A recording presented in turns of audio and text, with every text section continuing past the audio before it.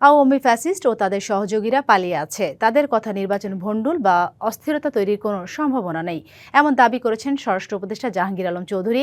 পালিয়ে থাকা ফ্যাসিস্ট ও তাদের দোসরদের ফিরিয়ে দিতে আশ্রয় দেওয়া দেশগুলোর প্রতি আহ্বান জানান তিনি। সকালে গাজীপুরের কাশিমপুর কেন্দ্রীয় কারাগারের নারী কারারক্ষীদের বুনিয়াদী প্রশিক্ষণ কোর্সের সমাপনী কুচকাওয়াজ অনুষ্ঠান শেষে সাংবাদিকদের এসব কথা বলেন তিনি।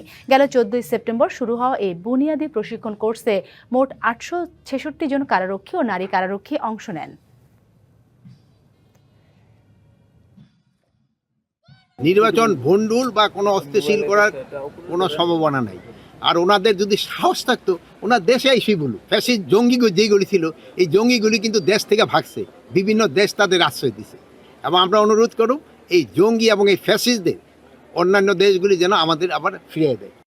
বিদেশ থেকে দেশে রেমিটেন্সের টাকা আসে নিরাপদে, তাই আজই আপনার আপনজনকে বলে রাখুন রেমিটেন্সের টাকা যেন শুধু নগদেই পাঠায়।